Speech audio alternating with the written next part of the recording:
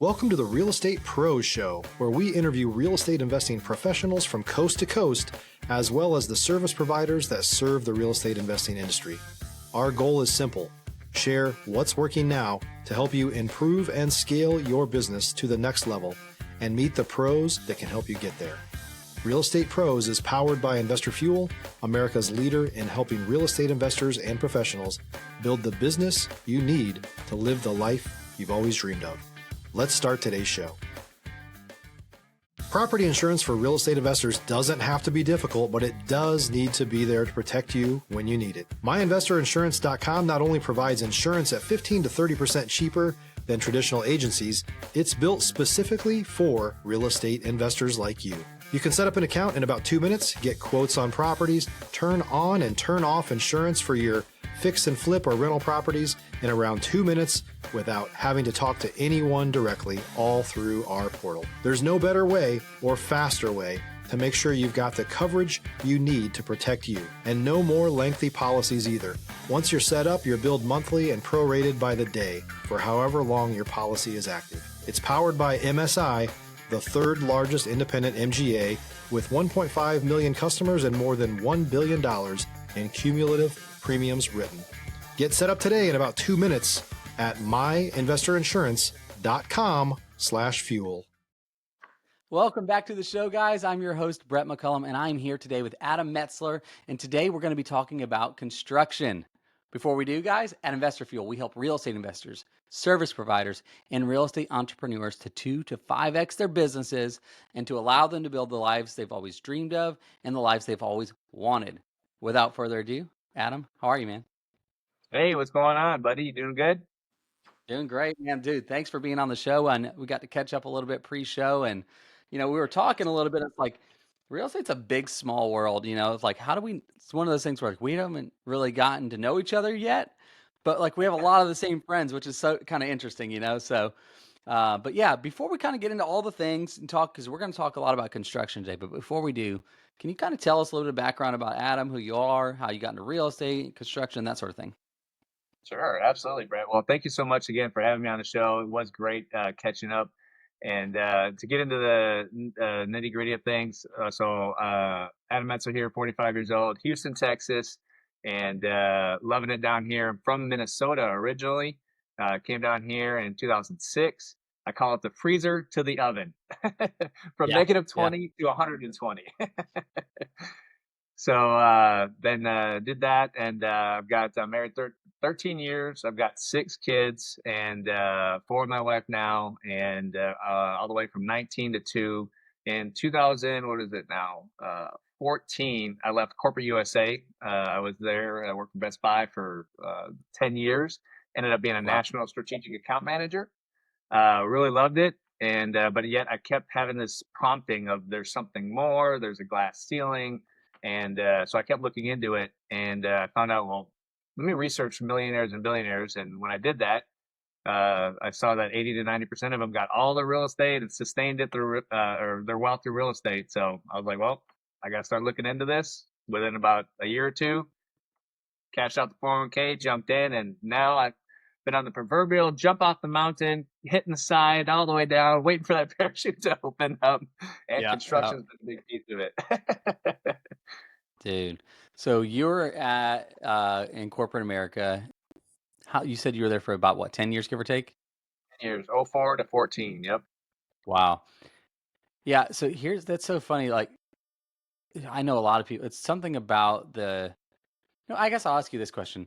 Growing up and how you grew up, and even into your your adulthood, did you consider yourself entrepreneurial, or were you always like not really? That's interesting because I really wasn't. I don't really even remember entrepreneurship on my radar in my entire life. My dad was in sales, though. I do remember that. So he did run his own. When you're in sales and sales management, you run your own kind of business per se within a business, Sure. right? And then I remember him starting a couple pallet companies and this and that. And but that was about it. And so really it was just sales. But I did get into business account management again, which was running my own business. He was always home. He was always taking me to baseball. So I saw that lifestyle and I liked that. It wasn't like a 9 to 5 job. So I kind of Stop living on an island and join the #1 mastermind in America for professional real estate investors. Investor Fuel is a community of hundreds of the nation's top investors working together to build stronger businesses and better lives. In addition to the amazing community of real estate investors acting as a board of advisors for one another, Investor Fuel members have access to 100% funding on purchase and repairs for our members only, a health insurance program, and benefits and discounts that more than pays for the membership of most of our members, meaning it's actually costing you money to not be a member of Investor Fuel. If you're looking to scale your business and build a business that allows you to live the life of your dreams, please visit investorfuel.com today and book a call with our team. Catered to it a little bit, but not directly. Sure. Yeah. No, and I'm same here, actually. I grew up, being a business owner was not even remotely close to my radar, right? It was just it was a beautiful mistake almost, right? It was like, whoa, what just happened? Like, how did we get here? Here. Yeah. But at the same time, now I look back and I'm like, man, I don't know how to look at life differently now, and, I think God has a plan that we don't necessarily see sometimes. Yeah, that goes into kind of what we were talking about earlier, and it's like, well, now I don't know it any other way, right? Right. So when times get tough, which we had COVID 2020. I mean, I've talked about this a few times. They're like, bro, you're still in business after starting a construction company in 2019.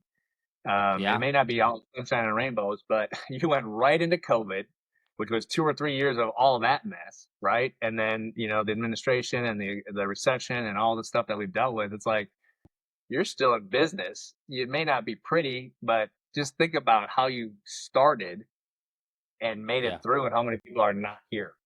So I think Right. integrity, my faith in God, stuff like that really all played a part, but it comes with a lot of bumps and bruises. But again, like we Oh, talked yeah. about earlier, I think that is how you help other people. You got to go through it. I guess to kind of that point, and I promise you, I do want to talk, like high level construction questions with you. But I would be remiss if I didn't ask, because you started 2019, immediately going into 2020. There were supply chain issues going on all over the place at this point. There's all the different things, and then the market, the last couple of years shifting around on it. Like, it's not been an easy, smooth 5 years, like you said, 6 years, give or take, whatever that is, math wise. But what is it from some? Because this is the thing: when you don't grow up like with the entrepreneurial spirit or mind or things like that. This is me. Like, I'm talking about me here. Like, I'm curious to hear your perspective. What is the thing that gives you the grit to not say, you know what, I was successful in corporate America, and and I've proven that. There's no reason I can't go back to that. What's the thing that gives you the grit to stay, you know what, this is my business and we're going to do it? That's a $1 million question there, brother. Appreciate that, Brett. That's good. Hopefully this will speak to somebody. When I look at that, I'm looking at my computer screen. I have keep getting up, right? So I got $1 million Metzler over here on this side. So a lot of that, I think I can attribute to martial arts. Martial arts is a big thing. My dad got me into that when I was younger. I was in Taekwondo for like 9 years. And then I was in sports, right? So baseball, football, and then martial arts, all of that competitive drive. And, when you're in sports and you're at competitive levels, I played semi-amateur baseball for a few years. And, so I got to a level where it's like, you're all-star, you're traveling, like you're going to bed after playing under the lights at 11:30, 11:45, waking up at a 7 a.m. game, which you got to get up at 5 to practice at 6 to be ready by 7, and then go for another 7 games that day to get to the championship on Sunday, Yep. and so I think that grit and that drive and that sports mentality, along with the martial arts, is really what made the difference for me when I look back at it now. Mm-hmm. Because there wasn't a lot of mentors. There wasn't a lot of that stuff that Yeah. I've had. It's kind of been on my own. My dad was good, but not really there. And then he took off, and it was really on my own. So, and then I had to move from Minnesota to Texas, and so I think it was just that background. Yeah. Yeah, because it's tough, right? Like when you're looking forward. I think all of us are guilty of this. We try to look to find what the end is going to be like, and we try to figure out how do we, okay, so the goal is X. How do I get to that goal? If you're looking for consistent, high-quality leads, look no further than Investor Machine. Investor Machine isn't just another agency. It's the most sophisticated, data-driven lead generation company on the planet for real estate investors, and serves the role of being not just a lead generator for your business, but a marketing partner that is helping you achieve your goals along the way. Go to investormachine.com to learn more and schedule a call with our team today.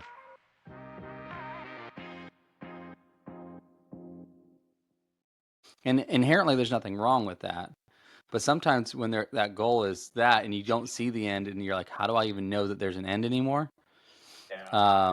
That's a difficult thing as entrepreneurs to go through, and I think all of us do go through it. 2024. Yeah, I mean, there's a different. I mean, here's the thing: like when I'm talking with all the different people we talk to, everybody's going through something, right? That's the thing. Everybody's going through something, and the entrepreneurs that are like, yeah, this is just part of like this is, there's something like, of course, this is the challenge. Yeah, you hear that side of them, and I'm like, man, you're wired a little differently, Yep. But then there's some of us that are like, I was never wired that way, but and I don't know. For me, it's more of like, but this is my calling, and I know that that's what it is, and it's in here. It's just inside of me, and I'm like, you know what? I can't shake that. I can't run from it, even if I want to. So I have to That's get it. through it. Yeah, that's it. And that's where you always see these, proverbial, motivators and coaches and whatnot that keep talking about the why and your Yeah, purpose, right? yeah. Like it It has to almost be gets there. cliche, right?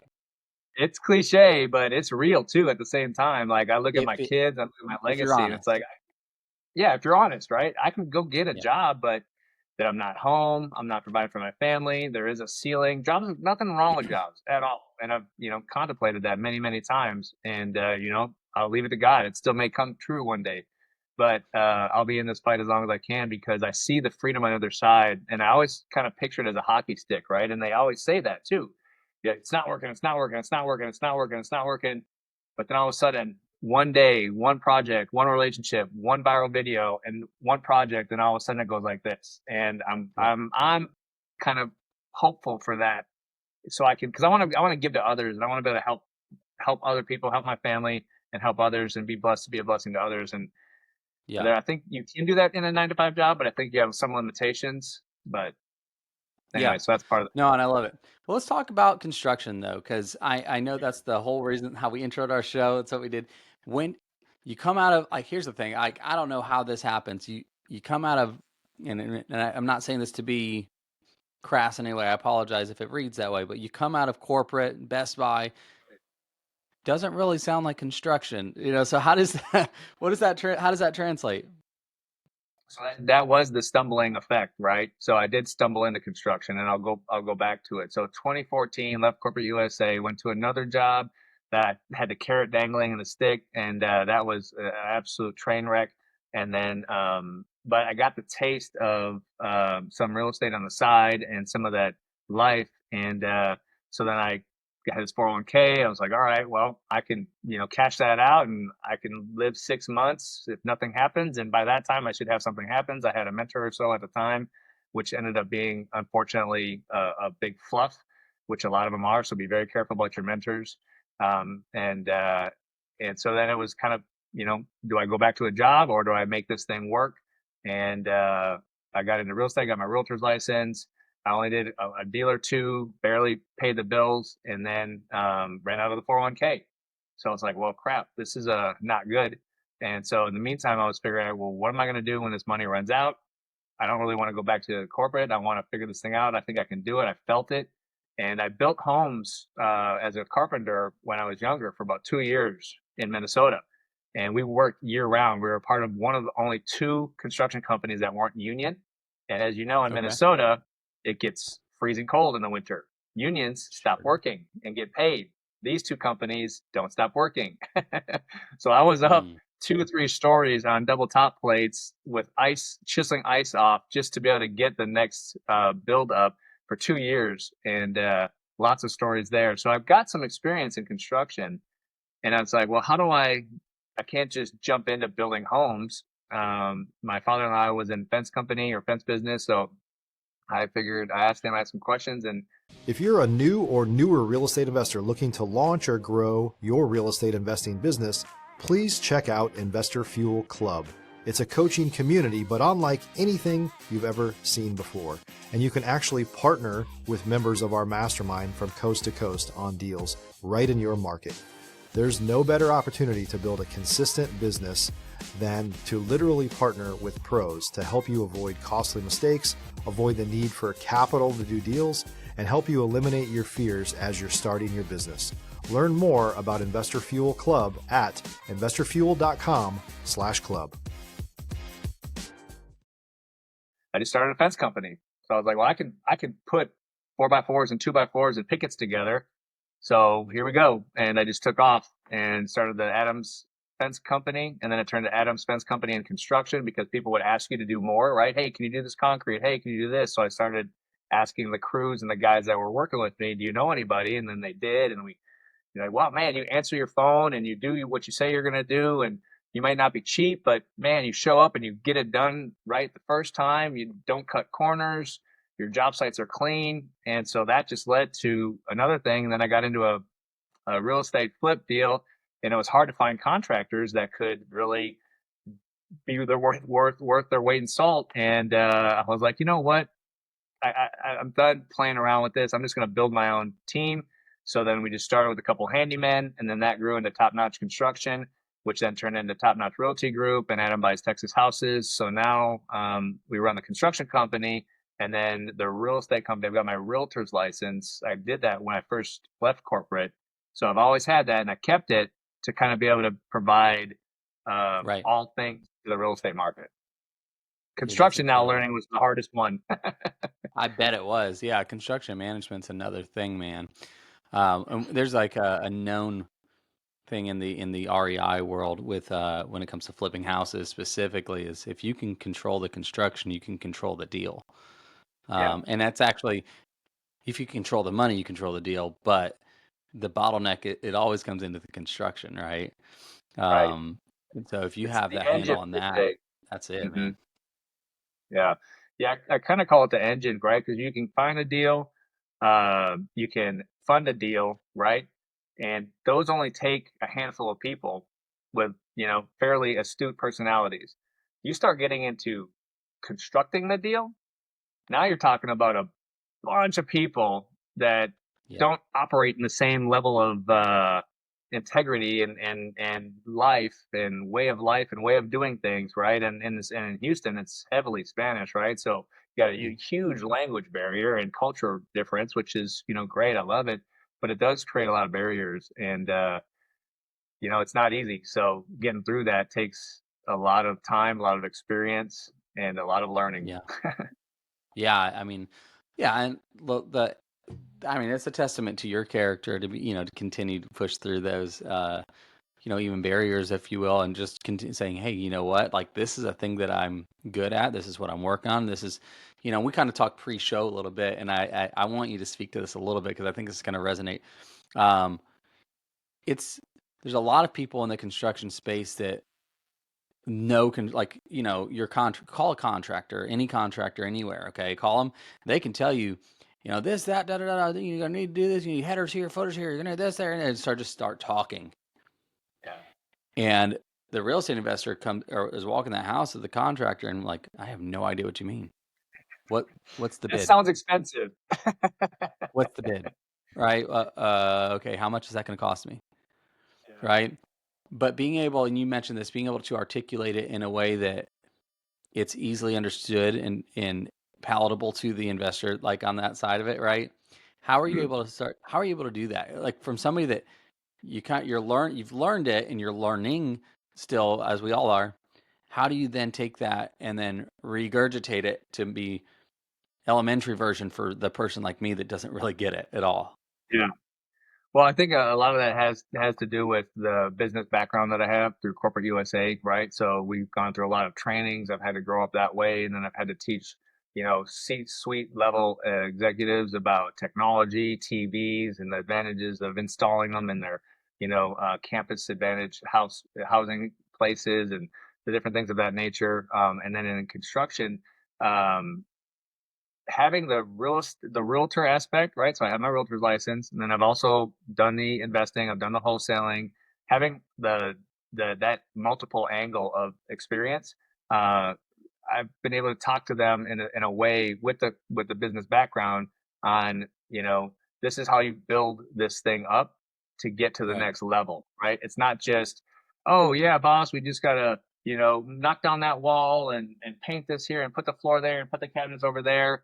Um, that's like, what does that even mean? What does that do? Like, well, if you open up the wall here, right, your flow is from the beginning of the house is gonna go into the living room this way, which is going to give your buyers a more loving, warming feel of it. They're going to be able to operate, so just guiding them through that, I think, is kind of the realtor side of it, right? So when you walk a house as a realtor, and that's kind of where my biggest advantage is, where a lot of construction companies don't have that. All they've known is just hammer and nail, hammer and nail, hammer and nail. So I think that has a lot to do with it, and being able to explain it and articulate it.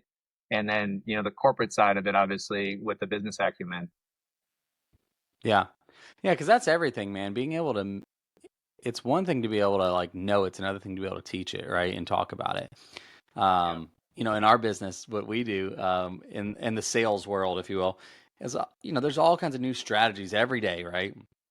Yep. First it was sub two, and then it was this, then there's we're gonna wrap, then we're gonna do novations, and then we're gonna like there's all kinds of things, and they all have their place in the right situation, and name any number of them, right, kind of thing. So what I would do is practice my. If you talk to a seller of and you're like, hey, we're gonna do this novation deal with you, and and they're like, what are you talking about? Like, this doesn't make sense. So we would practice on our children. I would say, okay, like, hey, does this make There you sense go. to you, 10-year-old son? And if he says no, That's good. I've got to do a better job of explaining. Bringing it back. Yeah, no, and that's actually a great point, right? And you actually hit on something. Maybe that's part of it too, because having kids, like all these kids, right? I've never even attributed it to that, right? Having to be able to really like elementary explain things like, Yeah, this is why we're doing this, and then that kind of, if you've never had kids, that's probably a good correlation. it is. There's a level of value that you're bringing to the marketplace, though, because if you can communicate well with your children, you can communicate well Yeah. with adults, and that doesn't mean you're not talking down to people.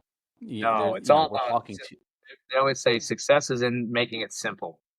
Yeah, and I mean, honestly, like it attributes to your success and my everybody's, right, is to be able to like have quality conversations like that. But yeah, so wanted to ask you this. So we kind of touched on it briefly for a second there. You started in 19, COVID hits 2020, supply chain issues, that sort of thing. Fast forward, that's now all fortunately, in the past. Today, 2025, rates are up.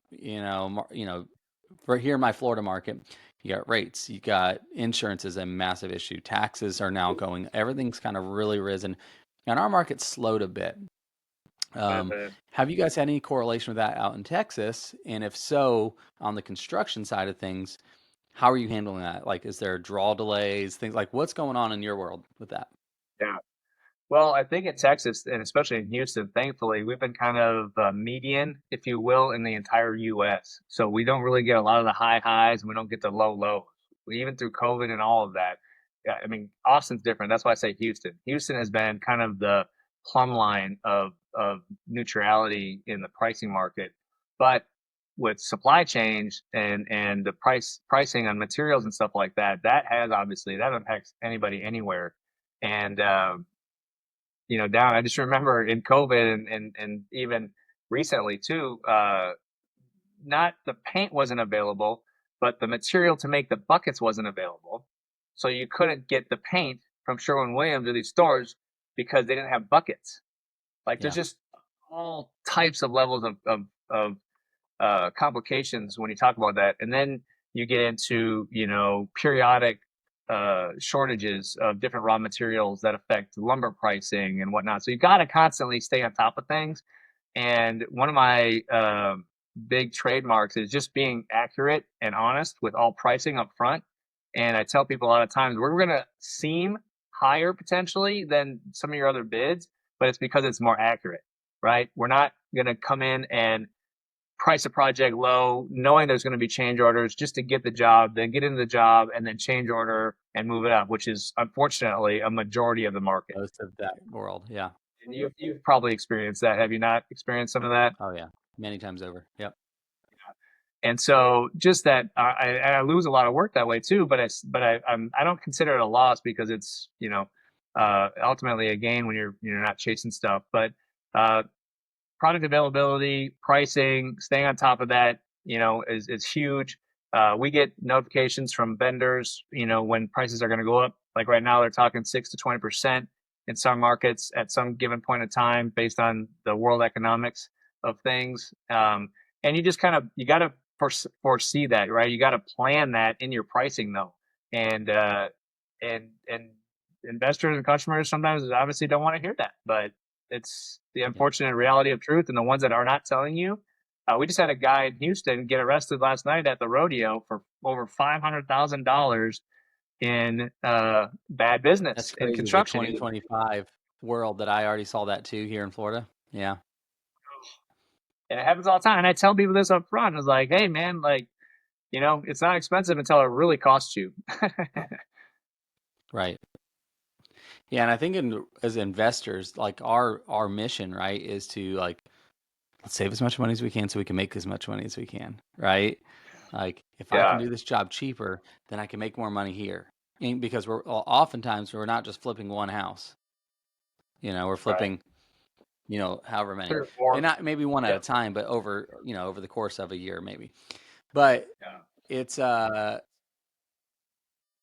I think we operate with a short lens a lot of times. We need to look at it from you need to look through the end of it all to see, is this going to be done right and predictable?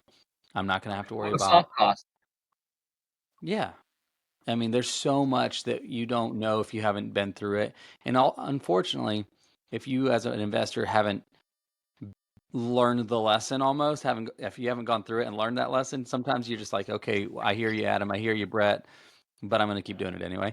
But I wish we could get this message across to people to be like, look, price isn't everything. You need to have the relationship especially in construction, with your contractor, with your handyman, with your crews, to be able to have predictability. That doesn't mean there's not going to be change orders still. You can do your very, very best, and unforeseen things do happen. Right. Yeah. But project management, buffers, hopefully, in your budget. Yeah, and project management is a huge piece, and a lot of it is they're just not buying right? So the 70% rule that we talked about earlier, honestly, that's like the bare minimum. I used to kind of scoff at that. I didn't really understand. Some people said, well, I just want to make at least 15 grand on the project and I'm fine. Well, 20 grand in a construction project, if you're doing a full rehab, can happen overnight. One gas line, one. Yeah, right. See, and that's it. You learn from experience. So I think podcasts like this. So I commend you for doing this, because podcasts like this get more of the word out. They get people educated from guys that are out in the trenches doing it. I mean, I'm out here doing it every single day, right? I don't have a tape measure sitting on my desk for no reason, right? So when you're in the trenches and you're doing it, you can watch my social medias all over the place and learn from people that are actually doing the business. Do your research. Find out what these guys know that you're dealing with. But project management is a huge one. I know a lot of people don't want to pay for it, but ultimately it's the soft costs. And if a project doesn't get done right the first time, that redo cost is sometimes 3 to 10 times more. So if so if you're at $25,000, $55,000 in your budget, right?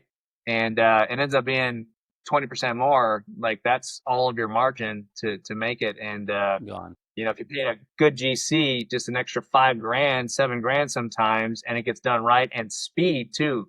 So being able to line up one phase after the other without slowing down is big too, to go to market faster. Right. So you kind of alluded to it a second ago. I am going to transition here a little bit. Your social media, if people are wanting to follow you more, to see what you're doing, want to connect with you, maybe just to learn a little bit more of maybe some best practices, that sort of thing, what's the best way to follow you, Adam? So I'm working on streamlining that right now, but my name, Adam Metzler, you can search that up in Houston, Texas, but Top Notch Houston, Top Notch Construction. My social medias are, like I said, I'm streamlining that, but at like Adam W. Metzler or at Top Notch Houston. But like I said, I got to streamline that a little bit more this year. It's part of my business growth in gold, right? You start here and there, and then all of a sudden you got all these angles everywhere. You got to like get it streamlined. So that's my goal this year. I mean, because in the investor world, we need more voices like Adam out there. It's not the most sexy thing in the world to talk about, like, get your construction right, get your project management right, get your do this, but it's the thing that makes us and breaks us, So I appreciate you being a voice. Yeah, well, I've heard I work with a lot of the hard money lenders, obviously, and I hear anywhere from 60 to 80% of all rehabs, all investment deals that go south happen because of the construction. So there you go. No doubt. Absolutely. No doubt, right? Anybody that's honest and transparent would 100% agree with that. Yeah, agree. Well, man, Adam, this has been great. I mean, I know we could talk for hours on end about this. There's so many questions I'm sure we could have, but man, I appreciate you being on the show with us, guys. Go find Adam, go find Top Notch Houston. Follow him, like him, and he's there. He's a great resource to our real estate community. So, until I am the next episode. I am starting a meetup in Houston soon, so be on the lookout for that. Because construction will be on the forefront of discussion. Yep. Absolutely, guys, that is an absolute no-brainer. If you're in the Houston area, I mean, which is vast, by the way, but if you're in the Houston area, you need to go find a way to get to that, because I have no doubt that that's going to be absolutely chock full of value for you guys. So, but yeah, Adam, man, it's been a pleasure, man, getting to know you a little bit. And guys, until the next episode, we'll catch you on the next one. Take care, everybody. Awesome. Thanks for joining us for today's Real Estate Pros Show. You can learn more about the amazing benefits of the Investor Fuel Mastermind community, including surrounding yourself with hundreds of other rock stars, 100% financing for your deals, and members-only discounts from vendors you're likely already using that, as a member of Investor Fuel, will save you more than the cost of your membership. Visit investorfuel.com to learn more. If you're interested in joining us as a guest of this show, please visit investorfuel.com/pros to apply. You can also check the show notes for access to free resources, how to get access to world-class lead generation, and much more. Don't forget to subscribe so you never miss another episode. Have a great day. We'll see you on the next show.